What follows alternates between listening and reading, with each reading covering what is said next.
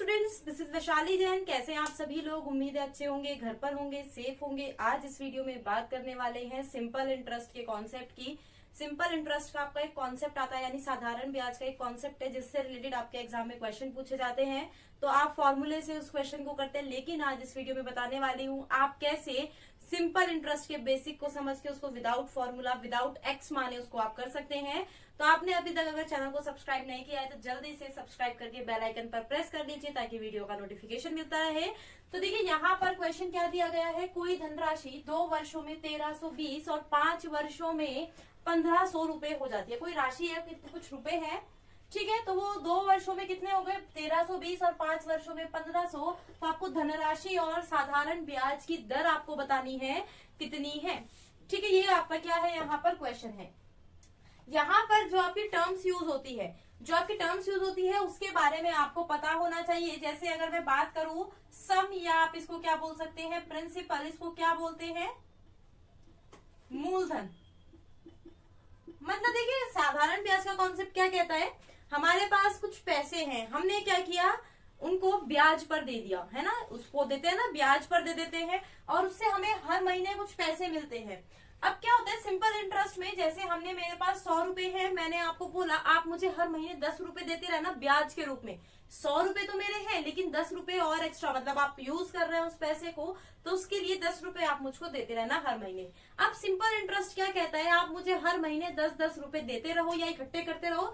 जब आपका पूरे साल के बाद जब भी आप मुझे दोगे, जितना भी महीने का ब्याज बैठेगा वो आप मुझे दे देना। या क्या होता है, एक तो सिंपल इंटरेस्ट हो गया, ये हर महीने सेम ब्याज होता है, लेकिन आपका जो चक्रवृद्धि ब्याज यानी कंपाउंड इंटरेस्ट होता है, वो क्या कहता है, आपका इंटरेस्ट पे भी इंटरेस्ट लगा देता है। जैसे अगर वो 10% का इंटरेस्ट ले रहा है तो जो 10 रुपए आपका इंटरेस्ट है ना, उस पर भी इंटरेस्ट लगा देता है, वो कंपाउंड इंटरेस्ट। यहाँ पर सिंपल इंटरेस्ट की बात कर रहे हैं। तो यहाँ पर एक टर्म आपकी आती है रेट ऑफ इंटरेस्ट, यानी रेट ऑफ इंटरेस्ट क्या होती है, आपकी दर। एक आता है आपका टाइम, कितने टाइम के लिए दिया, यानी समय। एक होता है आपका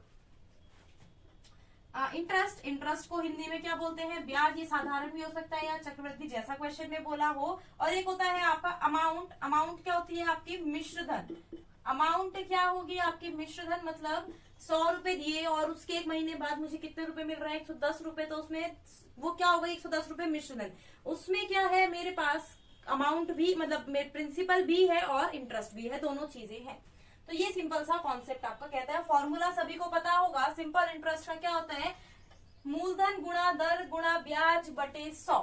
मूलधन गुणा दर गुणा समय बटे, सॉरी देखिए क्या होता है सिंपल इंटरेस्ट का, मूलधन गुणा दर गुणा समय बटे 100। ये क्या होता है, आपका फॉर्मूला होता है। लेकिन इस फॉर्मूले पर हम बेस्ड हम क्वेश्चन इसको नहीं करेंगे।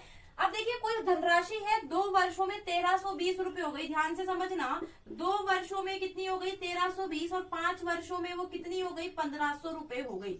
मतलब इसमें मूलधन प्लस ब्याज, इसमें भी मूलधन प्लस ब्याज। इसमें 2 वर्ष का ब्याज है, इसमें 5 वर्ष का ब्याज है। अगर मैं दोनों का डिफरेंस कर देती हूँ, इसमें से ये माइनस कर देती हूँ, तो क्या ये मेरे पास 3 साल का इंटरेस्ट आएगा या नहीं आएगा, आप खुद बताइए। ये 3 साल का इंटरेस्ट हो जाएगा ना, बिल्कुल। तो अगर मैं 1 साल का इंटरेस्ट निकालना चाहूँ तो वो कितना होगा, मेरा 1 साल का इंटरेस्ट 60 रुपए होगा ना। 1 साल का इंटरेस्ट मेरा कितना आ गया, 60 रुपए। बिल्कुल सही बात है। अगर ये 60 रुपए आया, तो जब यहाँ पर 2 साल का इंटरेस्ट है, तो मैं 1320 में से 2 साल का इंटरेस्ट यानी 120 रुपए घटा देती हूँ, तो क्या मेरे पास 1200 रुपए मेरी अमाउंट नहीं थी क्या, या 60 रुपए है और 5 साल का कितना होता है 300 रुपए। तो मैं इस 1500 में से 300 रुपए घटा देती हूँ, तो क्या मेरे पास 1200 रुपए मूलधन के नहीं आ जाते क्या, बिल्कुल आ जाते हैं। अगर आपसे सिंपल बोली धनराशि बताइए, मूलधन बताइए, तो 1200 रुपए। लेकिन आपको क्या बोला है यहाँ पर, साधारण ब्याज की दर भी आपको बतानी है, दोनों चीजें बतानी है। अब देखिए आपने कितना ब्याज दिया 1 साल का, 60 रुपए। कितने रुपए पर था वो, 1200 रुपए पर गुणा 100। कितने परसेंट आ गया आपका, 5% का आपका क्या आ गया, इंटरेस्ट रेट यहाँ पर आ गया। यही क्वेश्चन है, इस टाइप से जब भी क्वेश्चन आपका पूछा जाए ऐसे ही आपको क्या करना है, सॉल्व करना है। चलिए एक और यहाँ पर क्वेश्चन देखते हैं, ठीक है। उसके बाद फिर आपको होमवर्क के लिए क्वेश्चन दिया जाएगा, आपको करके देखना है कि आपको समझ में आया या नहीं आया।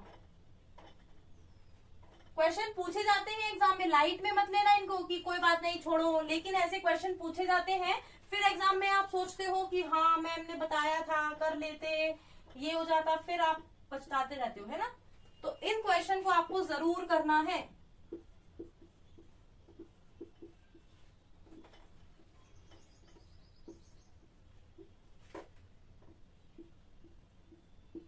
अब देखिए 3380 रुपए हो गए 3 वर्षों में, और 4160 रुपए कितने वर्षों में हो गए, 6 वर्षों में।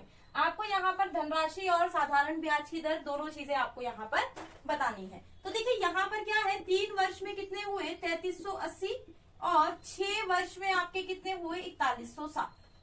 क्लियर है। अब देखिए डिफरेंस कितने सालों का है, 3 सालों का है। तो 3 साल में कितना आपका ब्याज हुआ है, यहाँ पर इन दोनों को अगर हम माइनस करेंगे तो 160 तो आपके ये हो जाते हैं। तो यहाँ पर आपका आएगा 780। कितने रुपए, 3 सालों का जो इंटरेस्ट आया 780, और 1 साल का इंटरेस्ट आपका कितना आएगा 260 रुपए यहाँ पर आएगा। उम्मीद है इतना आपको पता चल गया होगा, समझ आ गया होगा। अब एक बात बताइए 260, अब यहाँ पर तो ये 3 साल का निकालना है तो डायरेक्ट हमारे पास है, दोबारा गुणा करने की हमें जरूरत नहीं है। तो हमने क्या किया, 3380 में से 780 हमने क्या कर दिया, माइनस कर दिया। तो कितनी अमाउंट आ गई हमारी 2600। तो प्रिंसिपल यानी धनराशि कितनी आ गई, 2600 आ गई। और अगर आपसे रेट ऑफ इंटरेस्ट भी पूछा गया है तो आपको पता है 260 1 साल का है तो इंटरेस्ट कितना होगा 10% ना। 260 रुपए निकालने की जरूरत नहीं है, डायरेक्ट भी कर सकते हो। 260 का 10% ही तो 2600 का 10% ही तो 260 होता है। तो रेट ऑफ इंटरेस्ट आपका कितना आ गया 10% यहाँ पर आपका आ गया। उम्मीद है समझ में आ गया होगा सभी को, कोई दिक्कत नहीं हुई होगी क्वेश्चन में। चलिए अब आपके लिए होमवर्क में एक क्वेश्चन है, कोई धनराशि 3 वर्षों में 6800 रुपए हो जाती है, 6800 हो जाती है 3 वर्षों में, और 5 वर्षों में कितनी हो जाती है 8000।